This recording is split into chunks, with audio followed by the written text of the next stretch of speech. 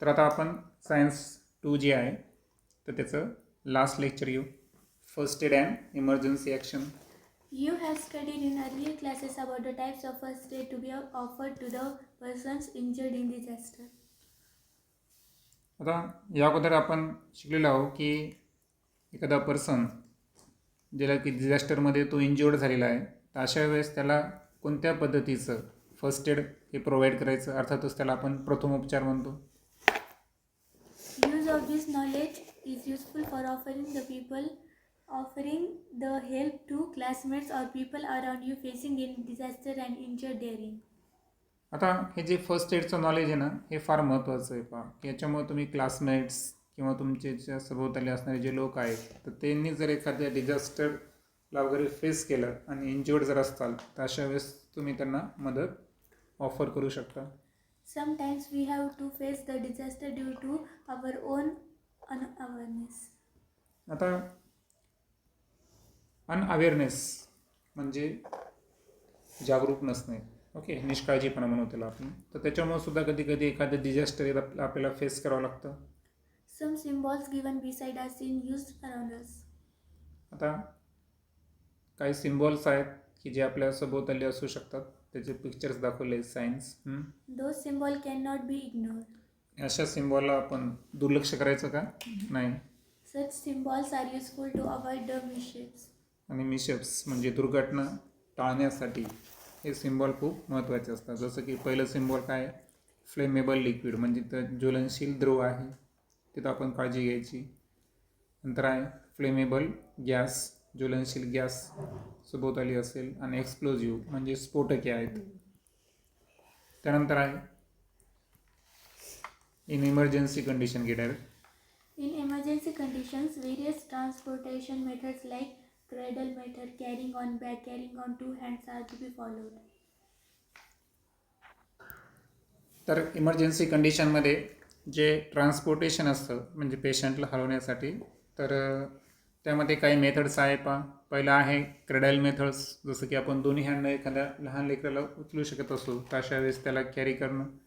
Carrying on back है ना, पाठीवर नेणं, जसं की डी फिगरमध्ये दाखवलेलं आहे, डी आणि ईमध्ये. त्यानंतर carrying on two hands are to be followed, आणि दोन्ही हातावर सुद्धा आपण एखाद्याला कॅरी करून पुढे पुढे नेऊ शकतो मदत करून. Okay. Those methods depends upon the conditions of victim. आता कोणती मेथड आपण यूज करायची हे कशावर डिपेंड आहे की जो विक्टिम आहे, म्हणजे ज्याच्यावर डिझास्टरला ज्यानं फेस केलं, त्याची कंडिशन कोणत्या पद्धतीची, त्याच्यावर डिपेंड आहे की आपण इमर्जन्सी हेल्प कोणती करणार त्याला. We face different types of major or minor disaster in our daily life. आणि आपल्या दैनंदिन जीवनामध्ये मेजर आणि मायनर असे दोन्ही प्रकारचे डिझास्टर्स आपण फेस करत असतो. Varieties of disasters like accidents, stampede, injuries in fighting, electric shock, burns, heat shock, snake bite, dog bite, fire due to electric short circuit, epidemic of any disease, etc. happen around us. तर पहा, disaster आपल्या आजूबाजूला कसे होऊ शकतात. Accidents, काही वेळेस अपघात होतात. स्टॅम्पेड म्हणजे कधी कधी काय होतं की एखादी अफवा पसरते, लोक सैरावैरा पळतात, हे की नाही, तर अशा वेळेस स्टॅम्पेड म्हणू आपण त्याला, हे की नाही. त्यानंतर इंजुरीज इन फायटिंग, बऱ्याच वेळेस भांडणामध्ये सुद्धा जखम वगैरे होत असतात. इलेक्ट्रिक शॉक असेल, burn, heat shock, snake bite, विषारी साप असेल तर, डॉग बाईट असेल, फायर.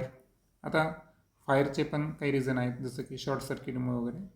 आणि एपिडेमिक ऑफ एनी डिसीज म्हणजे एखाद्या रोगाची साथ पसरली असेल, तर असे काही डिझास्टर्स आपल्या आजूबाजूला घडत असतात. Victims of disaster need to be offered some primary help for actual medical treatment. म्हणजे ॲक्च्युअल मेडिकल ट्रीटमेंटच्या तर त्याला आवश्यक आहेतच, परंतु तिथपर्यंत पोहोचण्यासाठी सुद्धा त्याला काय आवश्यक असते, प्रायमरी हेल्प आवश्यक असते, ज्याला आपण काय म्हणू, first aid. First aid is useful in such circumstances. आणि अशा परिस्थितीमध्ये, अशा सर्कमस्टन्समध्ये फर्स्ट एड हे थोडंसं इसेन्शियल होऊन जातं. त्यानंतर आहे objectives of the first aid. आता यामध्ये आपल्याला जे दिलेले आहेत ते अगोदर आपण रीड करून घेऊ. Preventing deterioration of conditions of victim of disaster, relieving the pains, attempt to improve the condition, saving lives. आता preventing deterioration of condition of victims of the disasters म्हणजे एखाद्या आपत्तीमध्ये एखादा विक्टिम सापडलेला आहे तर त्याच्या जी कंडिशन आहे ना तर त्याला जर प्रथम उपचार मिळाला तर त्या तात्पुरत्या त्या कंडिशनमधून आपण त्याला काय करू शकतो, प्रिव्हेंट, त्याचा बचाव करू शकतो. सेव्हिंग लाईफ्स म्हणजे बऱ्याच वेळेस काय होतं की प्रथमोपचार हा कधी कधी इतका महत्त्वाचा असतो की आपण एखाद्याचे प्राणसुद्धा वाचवू शकतो, आहे की नाही. त्यानंतर रिलिव्हिंग द पेन आणि जे होणारा त्रास आहे तो त्याच्यापासून थोडंसं आपण त्याला रिलीफ देऊ शकतो. Attempt to improve the condition आणि त्याची जी स्थिती आहे म्हणजे जसं की एखाद्याचा ॲक्सिडेंट झाला तर त्याला आपण त्याला योग्य पोझिशन सांगितली आपण हाताची अशी प्रकारे ठेवू म्हणजे जेणेकरून त्याचं सांधा वगैरे सरकणार नाही, आहे की नाही. तर अशा वेळेस आपण काय केलं, त्याची कंडिशन थोडीशी इम्प्रूव्ह केली. आता या व्यतिरिक्त जर पाहिलं आपण तर असं सांगता येईल की to give medical help to victim till the doctor arrives म्हणजे डॉक्टर जोपर्यंत येत नाही तोपर्यंत त्याला मेडिकल हेल्प देणं हे फर्स्ट एडचं काय उद्दिष्ट आहे. त्यानंतर इमिजिएटली ट्रीटमेंट म्हणजे तात्काळ त्याला आपण काय दिलो, उपचार दिलो जागेवरच. म्हणजे एखादा विद्यार्थी पडला असेल, ठीक आहे, रक्त वाहत असेल, पण ॲटलिस्ट त्याला आपण काय करू शकतो, त्याचं रक्त जे आहे ते क्लीन करून त्याला थोडंसं बँडेज नॉर्मल जरी केलं आणि टाकीची आवश्यकता असेल तो डॉक्टर देऊन टाकेल. समजा स्टिचेस लागत असतील तर ते डॉक्टर देईल, पण तात्पुरतं आपण त्याचे ब्लिडिंग स्टॉप करू शकतो. म्हणजे याचा अर्थ काय झाला, आपण इमिजिएट ट्रीटमेंट त्या ठिकाणी फॉलो केलं. त्यानंतर transporting the victim safely with care to the hospitals म्हणजे फर्स्ट एड्स हा पण उपचार आहे की हॉस्पिटलपर्यंत नेण्यासाठी त्याचं ट्रान्सपोर्टिंग योग्य प्रकारे होणं आवश्यक आहे. म्हणजे एखाद्याला समजा कसं आहे, पायाला मार लागला, बरोबर आहे का, तर आपण त्याचा खांद्याचा वगैरे सपोर्ट घेऊन त्याच्या पायावर लोड येणार नाही असं त्याला देऊ ना आपण. आपल्याला म्हणजे फर्स्ट एडचा उद्देश काय आहे की बुवा लागलं त्यानंतरच आपण चालायला लावलं तर ती इंजुरी काय होईल, थोडंसं डेप्थ वाढेल त्याची, म्हणजे हा एक उद्देश असतो. आणि सर्वात महत्त्वाचं की प्रोव्हाइड सेफ्टी अँड सिक्युरिटी म्हणजे त्याला थोडं सुरक्षित वाटतं, बरोबर आहे का, सिक्युअर फील करतो विक्टिम्स ज्याला जो डिझास्टरमध्ये सापडलेला आहे. तर हे फर्स्ट एडचे काही उद्दिष्ट आहेत. त्यानंतर आहे फर्स्ट एड किट म्हणजे प्रथमोपचार पेटी जी की आपल्या प्रत्येक शाळेमध्ये अवेलेबल असते. Next, It is essential to have material necessary for first aid with us. आता फर्स्ट एडचं मटेरियल जे आहे हे आपल्यासोबत असणं इसेन्शियल आहे. तुम्ही जर पाहिलं ना, तुम्ही आज नवीन बाईक घ्या, स्कूटी घ्या किंवा फोर व्हीलर घ्या, है ना, कोणतं व्हेकल घ्या, कंपनीज त्यासोबत काय देते, तुम्हाला फर्स्ट एड किट देते. म्हणजे इतकं फर्स्ट एड किटला महत्त्व आहे आणि नेहमी आपण सोबत ठेवायला पाहिजे, आपल्या घरी पण पाहिजे. That material is available in the first aid kit. आणि फर्स्ट एड किटमध्ये जेवढं काही इसेन्शियल मटेरियल आहे ते त्यामध्ये अवेलेबल पाहिजे. You can also prepare a first aid kit. आता प्रथमोपचार पेटी आपण स्वतः पण तयार करू शकतो आयुष मेडिकलून, साहित्य खरेदी करून. It is also important to use whatever the material available in the given condition for first aid. आणि सर्वात महत्त्वाचं हे पण महत्त्वाचं आहे, what ever the material available in the given condition for first aid म्हणजे ते योग्य कंडिशनमध्ये पण पाहिजे. कारण बऱ्याच वेळेस जर पाहिलं आपण तर एक्सपायरी वगैरे ते चेक केलं पाहिजे आपण. आता नेसेसरी मटेरियल जे आहे ती लिस्ट आहे ती फक्त वाचून काढ वाटल्यास. Bandage strips of different size, wound gauge, triangular and circular bandage, medicated cotton, hand gloves, clean and dry cloth pieces, soap, antiseptic, Dettol or Savlon, safety pins, bandage, small pins, needle, band-aid, torch, scissor, thermometer, petroleum jelly. म्हणजे जवळपास 17 item दाखवले आहेत पहा जे first aid बॉक्समध्ये essential आहेत. Okay, त्यानंतर पाहू आता आपण मॉक ड्रिल काय आहे. It is a practice to check the प्रिपेअर्डनेस of facing the disaster as early as possible. जसं आपण सराव परीक्षा म्हणतो का, तर तशा पद्धतीचं हे सराव आहे. म्हणजे काय करायचं, डिझास्टर कोणतरी फेस केलं आहे, मग तुम्ही दाखवा. म्हणजे एखाद्याला हार्ट अटॅक आला तर डेमो दाखवा तुम्ही काय करताल, आहे की नाही. एखादी वेळेस आग लागली, मग ती आग तुम्ही कशा साईने विझवताल, तर त्याचे डेमो घेणे त्याला आपण म्हणायचं mock drill. Virtual or apparent situation of disaster is created to check the reaction time for any type of disaster. आणि डिझास्टर कोणत्याही टाईपचा असू द्या तर त्या सिच्युएशनला क्रिएट केलं जातं. ती आभासी म्हणजे व्हर्च्युअल असेल किंवा अपरंट म्हणजे एक काल्पनिक स्वरूपाची आहे की नाही अशी तयार करायची आणि त्याच्यामध्ये रिॲक्शन्स टाईम प्रॉपर आहे का नाही हे चेक करायचं असतं. Trained personnel observe their responsibilities to check the execution of plan designed for disaster redressal.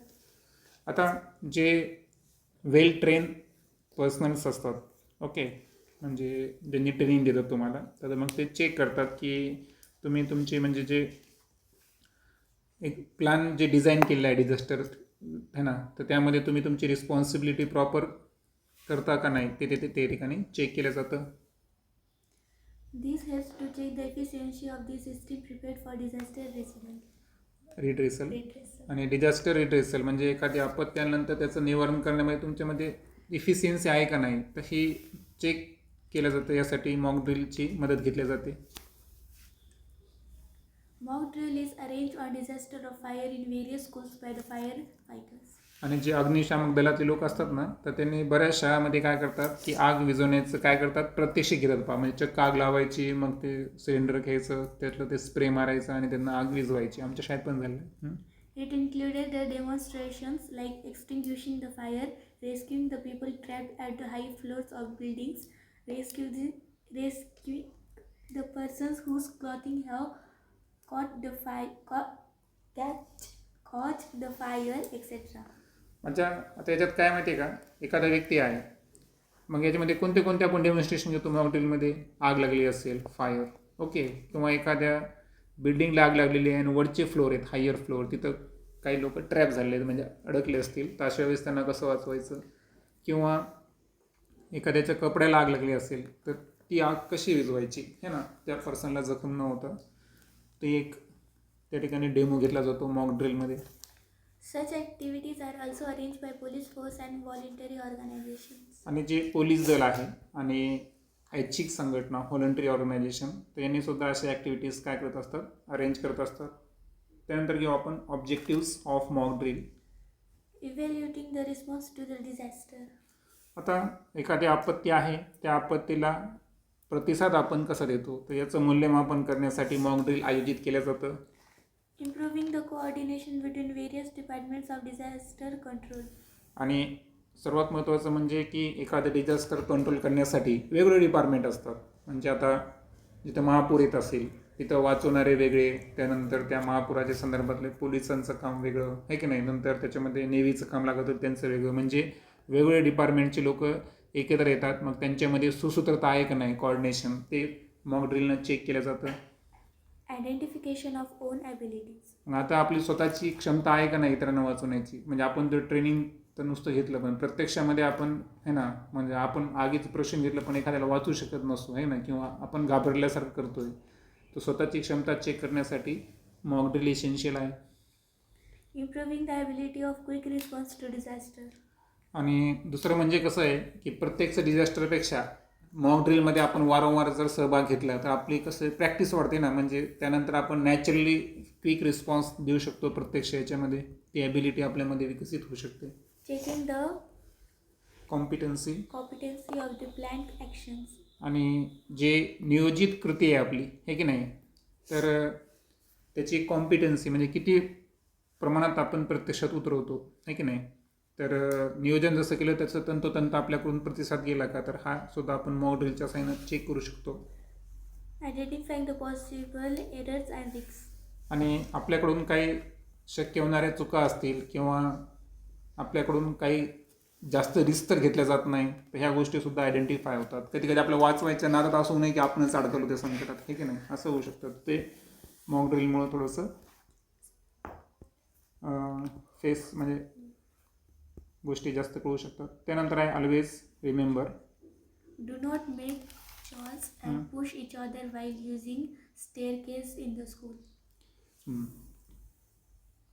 तर स्टेअर केसवर कुठेही असं म्हणजे आरडाओरडा करायचं नाही आणि एकमेकांना ढकलायचं नाही. Remind important helplines and use as per need.